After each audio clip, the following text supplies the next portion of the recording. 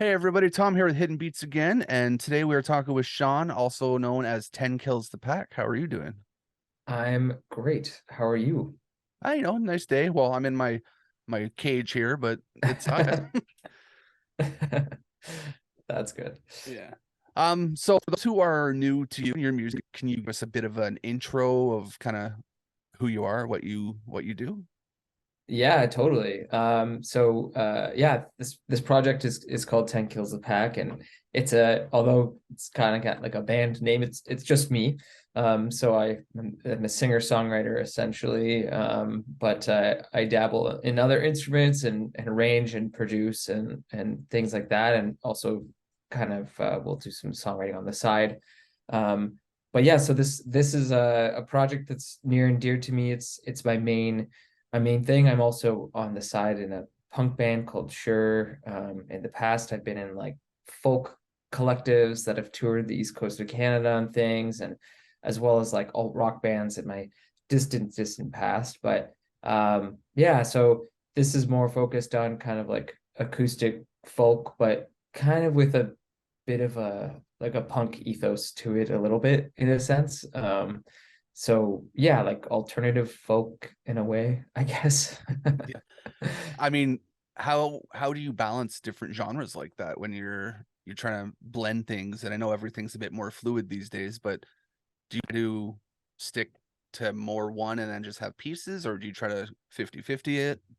Yeah, fair enough. I feel like it's kind of just happens more so than going after, what it's just kind of like see where I land. And then afterwards, kind of in analysis with label people or press like yourself who've listened to the album or listened to the past songs or whatever, it kind of helps me shape that verbiage a little bit. But yeah, like I mean, I definitely go at it with an angle of trying to fill a bit of like a gap of what like I feel like I'm needing as someone as who's like a music lover, when you just have an itch, you're like, man, I want like this. And then a band comes along and they're just like they're scratching that itch. You're like, oh, that's awesome. And I'm so stoked on this album. So Hmm. luckily for me, I can kind of songwrite that a little bit. Like I can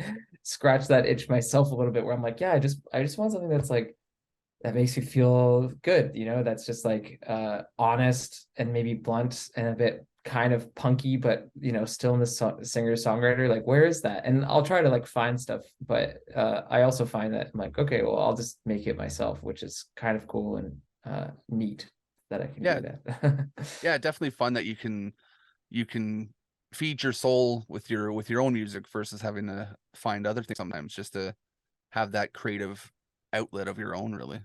Totally. I mean, I think that's exactly the right word. It's like, I know we toss the word creative outlet around lightly, but it's exactly that. It's just finding that. And every artist, that's exactly what they're doing, ideally, because then it means they're writing as true as they can be to themselves. So I think there's a lot of artists that think the same way I do in terms of that, they could just kind of able to fill in that gap a little bit.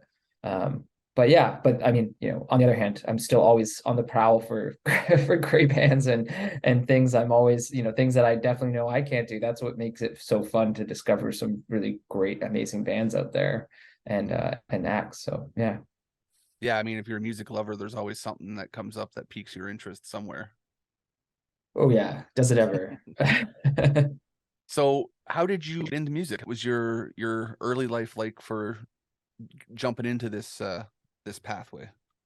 Um, yeah, I always had the urge to be in music or songwriting.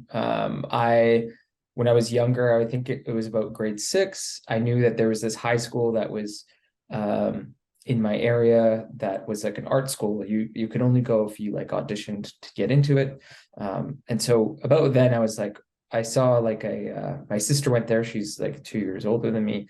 I saw a concert there and I was like, holy crap, this is amazing. I was just like, oh my God, you get to go to school and like learn how to be this good and learn to be in music. And so Yeah, at a pretty young age, I was like, I want to be in music, and I was just always just such a listener of music and being pretty wowed by it. Um, but yeah, so I remember when I was like learning guitar that I not only liked learning guitar, but I also liked writing on guitar. Like I this is like a I don't know how old you are in grade 7 or 6, but this is like that age me. I remember distinctly going into my guitar lesson with a guy named Daniel, who's like this crazy jazz, amazing guitar player and stuff. And I'm just a little kid and being like, there's like all the songs are written out there. I was just, and I'm listening to like Green Day or something, and I'm just like, how could anyone write anything more? Like there's so much music out there that it's impossible. There's no way to write anything. Every song's been written. I genuinely remember thinking that, and he was like, "No, that is not the truth." Because all the songs I was learning, they all use the same chord progression. I was just like, "How is this possible?" And and I think just him saying, "No, there's like so many things more that you just don't even know exist yet." And I was like, "Okay." And I just remember every time I went back, I was like, "Oh, hear this lick that I made. Oh, hear this thing." And I would just like show samples of stuff, and he would be like, "Okay, but what about the homework?" And I'd be really shit at it. I was pretty bad at it. Yeah, so I knew from a quite young age, and then was in high school, and then was in bands, like multiple bands. And in high school, you're kind of more immersed in a bit of jazz and classical guitar. That's what I went there for. And so that kind of gave me like the theoretical foundations for that. And mind you, lots of people graduate from the school and do not pursue music. I'd probably say 90% Yeah. of that. But yeah, and I never went to music school afterwards. I was like, I'm not like that kind of musician to go to school for it. I'm more of like let's go and be in bands and play shows and make albums and stuff right away. So that's kind of where my focus lied immediately after high school. And I took 2 years off after high school. I didn't go to university or college just to do that. So and never look back. I mean, if it hits you from an early age, why not? Yeah, exactly. I've honestly like I've been playing shows since I remember like in grade 9 or 10, I made a vow to myself. I was like, oh, this year, like my New Year's resolution was like, I really want to play shows. And I played like a bunch, and I was getting involved in and sneaking into bars and pretending I've always kind of looked older in mics and play shows at bars as like a 15-year-old and sneaking into places, of like or had band members that were underage, and we would have to sneak them through the back door, and they would just show up on stage and play bass. Like those are real things. So it was always kind of fun.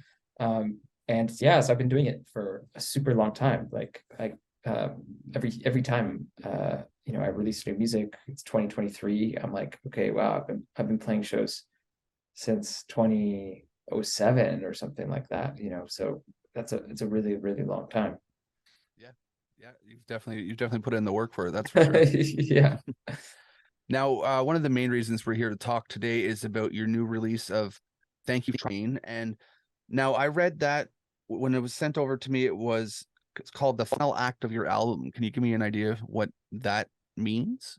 Yeah, so the album is, yeah, so it's called Thank You for Trying, and we kind of released it in 2 acts, so like act 1 and act 2, because it's a narrative piece. Like it's my first and kind of only concept album of of like the artist journey. So it's all songs that kind of relate to the journey of an artist in the stages they go through, and things like that. So that's the overarching theme. And so it was kind of segmented into 2 acts, like the first being more like introspective a bit, and the second act being a bit more like all the exterior factors that come into play when you're that musician, and then kind of hones in at the end. But yeah, so we, with streaming and stuff, I mean, it's also a bit of that too, just following, you have to keep up releases and things like that, like have like a release schedule so you can get playlisting and get other things discovered and all that Hmm. stuff. So it was also a bit of that too. It's like, okay, well, if you kind of see this in two acts, let's kind of release it. Let's do a few singles from that, release act one, and then do a few singles and release the whole thing. So yeah, so it's definitely like it's the full album. It's got everything. It has all the interludes, everything in between. So it's really exciting. No, that's cool.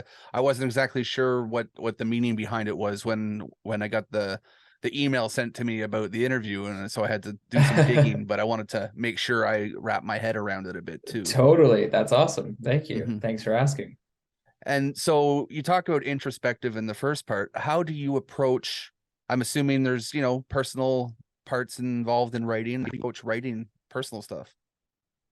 Yeah, it's I mean, all of it definitely is like a parallel, or like my experiences kind of guide a lot of the songs. Like some of them are really about me, but I guess introspective in general, of like to the artist, of like how a general, if there's like a blob that we call the artist, it's them kind of looking inwards in general, and all the factors that they're kind of dealing with. And one of those songs, I guess, that's not directly about me, but feels like it's a parallel exactly to what I'm feeling as an artist, is a song called Theo. And that song's actually about Van Gogh, and how I basically, it's a story about, and a song, like that's a biographical song about him, but it's about all these letters he wrote to his brother Theo. And so I have this massive book that's like this thick. It's like 200 plus letters that uh, wrote to his brother, and written to other people as well. It took me a long time to write the song, but everything, the main takeaway of this was that as I'm reading all this and all the things he's feeling, it didn't really feel like, you know those feelings and things he was going through as an artist, didn't really matter what technological age he was in. It felt like he was talking about the present right now, like the feeling of failure and trying, and depression, and all these characteristics that come with trying to make a living off of art, and just also creating art for the sake of art. It felt very, very current, no matter what age we're in, which is, the Spotify era and all these other Mhm. things. So yeah, it was, that's a song that's kind of, but all the parts that are written about it for that track, they're all stuff that felt really parallel with me. So everything, I'm able to pull for myself, even if I'm talking about something strictly that's not even about me. So yeah. Yeah, I mean, I always look at artistic as you got to be able to pull a little bit from yourself, even if it's not directly about you, but you're putting Yes. your to the song, so it's Yeah. gonna be part of you anyways. Oh yeah, hugely. And like the opposite of that is, it's still part of me, but is the second half of the album on Act Two, which is part of this. Is There's a song called God, Love, Prescription, and Politics, and that's an outward looking thing. That's all the things that are happening around. It's literally in the title, like just the chaos of the world. Um, the way that I'm writing it, and the voice that's speaking in the poem or lyrics, is the voice of someone who's like not definitely not me, My but dog just decided to burst in here. Sorry. oh nice, hey pup. Yeah, he's deaf and he doesn't know what's going on half the time, so he just Oh, headbutts his way in places. And oh, that's so cute. I was like, "What's the Just door doing?" checking in, that's nice. um so yeah, like with something like that, that's like, that voice is not really me, but all the things that I'm talking about are things that really matter to me, that like the perspective that I hold, like it's such a deep personal connection, and none of it, that's all looking outwards. So it's also the same thing, like you said. It's just it always is connected. I think that's also the job, is you're really telling your own truth all the time. Mm-hmm. Mhm. Music is the second half of the. Oh shoot, you're cutting out. Oh, okay. Let's tweak my thing here. Oh, you're good, you sound crystal clear.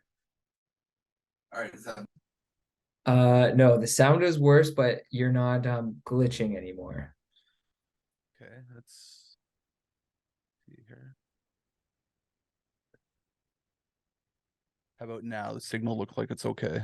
Yeah, that's good. That Okay, yeah, sounds the signal kind of good. dipped for a second there. Okay, sweet. Sorry. So yeah, no, I mean, like I said, technical issues, sometimes these things happen. Yeah. And I'm in almost like a Faraday cage here with the amount of metal around me. So but yeah, so my question was, what do you hope people are going to take away from your music and from this second act release now? Yeah, I think it's a the takeaway is, I mean, a bit in it's a bit in the title as well, like the whole thank you for trying thing, like playing off that. Just it's a lot of it is it's music for musicians a little bit, like there's that element. So I hope that for the artists that are out there, whether they're like aspiring and up and coming or developed, are able to kind of like feel like there's a home for those feelings they have. That's kind of the thing. And then same, of course, for the listeners who aren't in arts, they'll find that same home for that, in a different way. So I think that's the main thing, that someone can feel a bit more understood and heard about their efforts that they put forward and things like that. Yeah, Yeah, I think that's, everyone's going to take it different. It's nice to have an idea of what to expect when you're or something, especially coming from the musician's perspective of what they're looking for. totally. Yeah. One thing I'm always curious about is what sets you apart, or what do you think sets you apart from other musicians out there right now?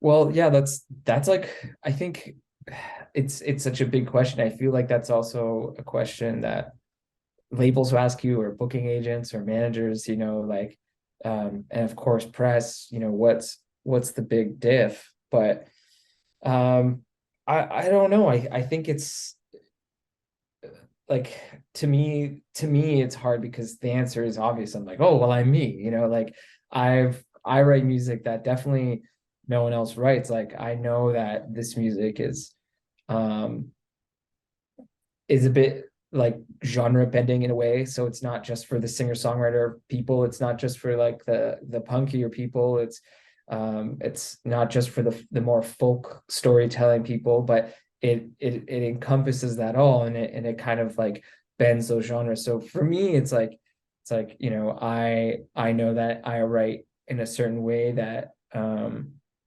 sets me apart, but it's hard to distinguish. I guess my answer is, the thing that sets me apart from other people in my genre perhaps is that, yeah, I think that the genre bending kind of fluctuates and kind of, maybe questions the traditional format of like singer songwriter. Like, what is a singer songwriter? Like, we can who do we think of when we think of that? Normally they're kind of a bit more in the folk world. What is the alternative folk? What is that? I don't know. It just kind of, I feel like, puts things on a different perspective, because it's not just a guy in a room, although the songs feel that way. But when you hear the production and all that stuff, it definitely takes it to a different place where it's like, oh, is this like an alt rock band, or is this like, what is this? So I think that's good. I think not having a correct slot is really nice. So maybe that's what kind of separates, me a little bit, I guess, That's a if good that's good an answer for answer. sure. Yeah, no. And I think that nowadays, with the way the music scene and everything is going, and people are looking for something different, something that's not exactly, uniform direct a pop world or something like that. The idea of genre bending is huge right now. Look at Little Nas X, Old Town True. Road, Yeah, things that's a like good that. point. So Yeah, I think people absolutely. are looking for that, and it's definitely a thing to hear right now. That's awesome. That's cool. Well, Mhm. that's good to know. That's a good answer for me. I'll take Yeah, there you go. that.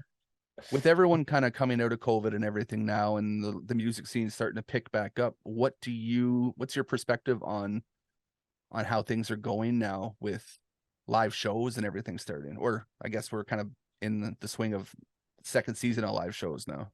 Yeah, first season was hard. I think, like, and right now the inside scoop to anybody listening on the outside is that it's pretty difficult because there's so many. So before it was like there was so few, and then there was like such an influx of there's so many shows. And then you have a mix of people being still, reluctant to go to shows, which is fair enough. Um, just given the day of the week, they're like, I don't think I want to do that, right? So you Mhm. you cut your attendance by blank. And then your second factor is that there's so many shows that people are choosing the big bands that got canceled a couple years ago, that those tours got canceled, so they're coming back.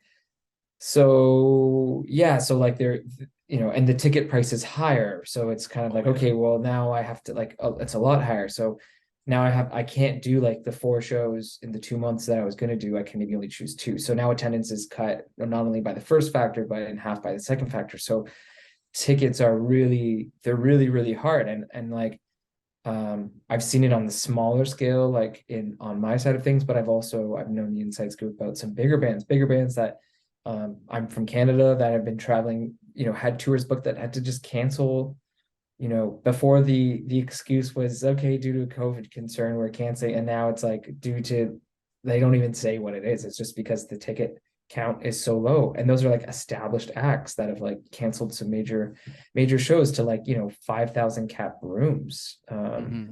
So yeah, it's gonna take some time still to recover. And like, honestly, it's a bit of the economy and all that stuff that plays into it. I have no idea what the future holds for that kind of stuff. It'll swing back to normal, but it's definitely trickier. I think everyone's facing, everyone's not as confident about like, you know, their sellout dates and stuff like that as they used to be. That's for sure. Yeah, I've noticed. Like I work with a company here. Like I'm in Ottawa, so Oh, we great. we get shows sometimes, and sometimes we don't get any because they're looking for the big markets like Toronto, Montreal, and that, and they bypass completely. So Yeah. I work with a company here that we do book smaller shows and that, but it's so hard to navigate exactly how you're gonna manage some of these things, and it's not 100% yet, but I mean it's in the right direction at least.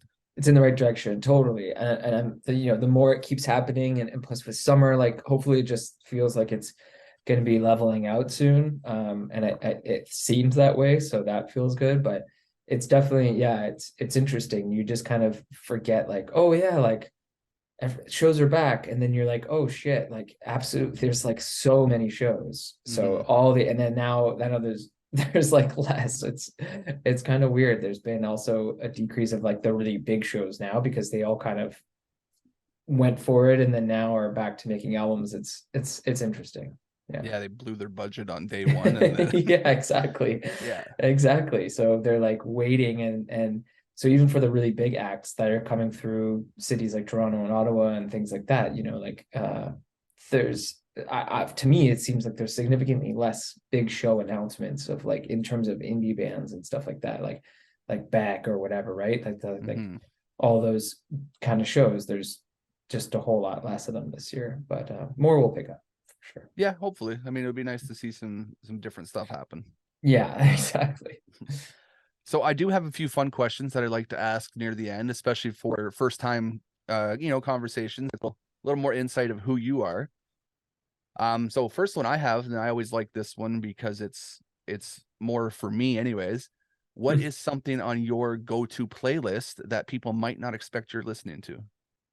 Ooh, probably I feel like my go-to playlist always has like something like Pop and Wednesday and Bully on it. Okay. Those are like three punk grunge bands that I really love.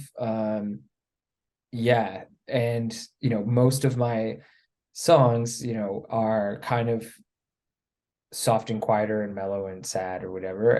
And then all these are just very, like, it's kind of it'll be pretty contradicting maybe to some, and to some others, like I was saying, it makes sense. Like some of those people, that there is a bit of crossover with that. So that's kind of cool too. But yeah, that's I think for a lot of people, the majority of music I listen to is like a band called Bully. I absolutely love Pop, number one, and then I love Wednesday. I love the Beths as well. They're really cool right now. Hmm. Yeah, so those are kind of like the top things right now that might be a surprise to people. Yeah, I like that question because not only can it help me bolster my playlist a bit if there's new things out there, but it's interesting to see just what a musician or an artist like yourself might be listening to on your own type of music. Yeah, I rarely listen to singer-songwriter. I used to a lot when I was younger. That like Nathaniel Rateliff's and things like that, more in the folk territory, singer-songwriter kind of stuff. Because I was like years ago, I think that's what kind of like shaped a lot of my, the type of writing that I do. Given I still one of my favorite artists of all time is Feist. I don't even know what Mhm. she's on another planet anyway, so I don't even know what category that really falls under, but um that's something that's always a consistent is like Feist and pub. And then those are my those are my like top I mean, those are artists. two great choices. So, They're fantastic. Yeah. next one I have for you. This one's a little bit deeper. What is one thing you think should be asked more in interviews that's not asked enough? Ooh. Um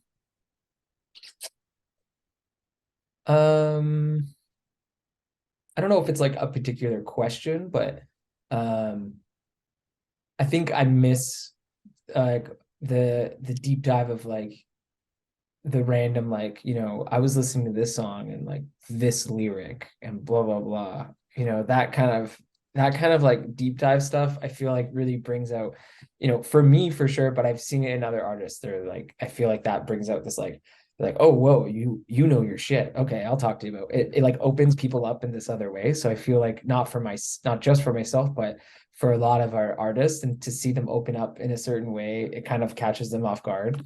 You'll see that obviously in like the funny way, like Nardwar or whatever, when they know like a Mm-hmm. pretty good detail about stuff. But yeah, details about specific like songs and things like that is pretty neat. Yeah, no, So I that's like a that. very broad thing. I like that thing too. Like I had a writer working with me for a while who was very good at finding those little tidbits of something, and it was like, oh damn, okay. And I Yeah. wish I could be that good with my, my research skills and everything like that, but running hidden beats sometimes takes a little bit Well, more yeah, I effort. mean, no, yeah, that's I just answered honestly. It's nothing on you or anything No, either. no, So and yeah. I use that question also to help me build up like asking questions and trying to think. Yeah, It gives totally. me a way of increasing my skill set. Yeah, absolutely. I think okay, here's one that I was actually thinking of the other day. There's always like that question, like who would you see alive? Like who would you like to see in concert, like dead or alive, kind of thing. And Hmm. I feel like that's like always an okay question. But I feel like the better question is like who like what artist would you want to see live from any era of their career? So like that way you can be like, Hmm. oh, Bob Dylan, like times are changing. Like it's not Yeah. just the artist, it's like the era of their career. I feel like that's a question that would be better. It's like it's a more improved on question of that, thing we're all familiar with. I have to steal that sometimes. Totally. Yeah, yeah. I think the air is like, oh yeah, like, because someone might not say this band that they really used to like, but if they have that question, they're like, oh man, I would love to have seen like Kings of Leon on their first album, because that's a whole different thing than just like and that's an honest answer for me, because it's just that I would have loved to. It's a whole different thing than what they do now. But Hmm. those earlier albums are like, wow, I would have loved to have been in a concert for those. For sure, for sure. I'm just thinking of things I don't want to see now, like Yeah, an Elvis back when in the younger days, or Michael Jackson and the exactly. Jackson 5 type of thing. Like those. Totally. Yeah, I think it just like really opens up the Hmm. the concept a bit. Yeah, that's got me thinking. I'm gonna be thinking about that today for sure. Nice. One question one of my writers loves to ask, and it's completely random, but it sparks debate, which is fun. Is do you think a hot dog is a sandwich? No, No, why not? it just isn't. That's all. That's the only answer. I feel like we all want things to be so black and white, but what if someone created the one food that is neither this nor that? What if they're Hmm. that person? And I love that answer because this question always sparks the most debate, and it's like, why do you think this way? And some people go the route of Yeah, It's like not two slices of bread or whatever. Like there's yeah, so many different you could things. categorize all these different ways. I'm sure there's like all these subsects, and if we had to, the world is about to end, and we have to divide the types of food into different categories for simplicity's sake, for whatever reason. Sure, but really, what if there's just like like the person who made a certain genre or song or whatever, what if it's just not that or that? It's just they happen to Hmm. be the person that made this one thing, Yeah, this it's its own category. thing. Yeah. Oh, see, that's a good answer. I like that one. That's good. And so last one, and I like this one because it leaves on a nice kind of even ending. Why do you do music? What motivates you to keep going? It's a good question. That's pretty much my answer, but like yeah, like what? I don't know, because I think the question is comes at a time where I've been questioning that myself too, like why am I doing like and I think the real reason is like I've been in really low lows where I've been like, okay, like I cannot do this anymore. Like it's not healthy and blankety blank and blah blah blah. But then I know like the next thought is like, well, you're gonna do this anyways. Like if you're, I don't know, like if you're a writer, if you're an art, like I now know in asking myself that question multiple times, maybe even in this past week, to be honest, I just know that I'll still be doing it no matter what. So it's like I'm an artist. I literally am. Like I direct things. I design tour posters. I take photographs. I make music. Like I produce other things. I songwrite for other people. Like there's just no stopping it. It's not really like it's hopefully a career for me more so long term, even more than it is now. Um but it's also just like I don't know, I guess it's not really like a choice. It's just like that's what I am. That's what I am. That's the Hmm. answer. um that is the yeah, answer. Yeah. yeah. So it just kind of, there's nothing that really motivates me. It's just more like uh I have to do it. Like otherwise, although like if I don't, like I know like I start to get like all antsy and anxiety-ish, and if I don't have some sort of creative outlet like to play or noodle on or create, like I feel so lucky I can do that, because there's so many people that might be feeling what I'm feeling and have no idea that like just a guitar strum away or piano away or whatever is like total relief and release. So yeah, I'm pretty fortunate to be able to do this. I mean, that's you're meant to do it, so just do it. Yeah. No, I Nice. that's a great way. I mean, everyone thinks, questions themselves sometimes. I question why I keep running hidden beats as often as I do, and my wife questions it too. And you just Yeah.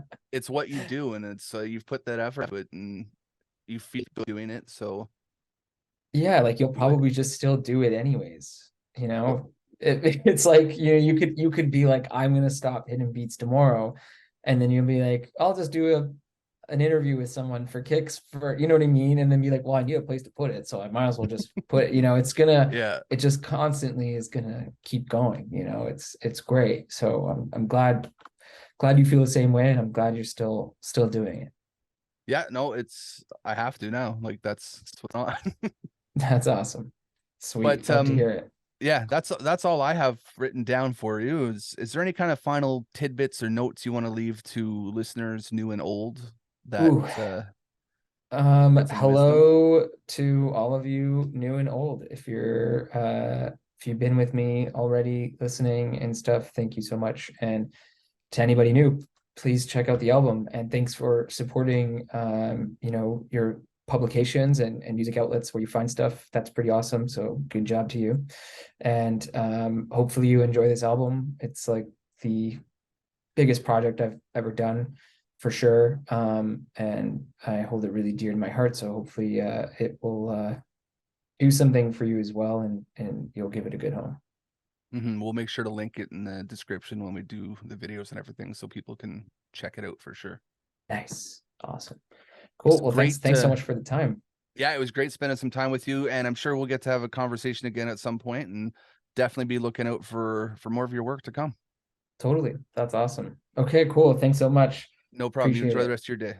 You too. Bye. Bye.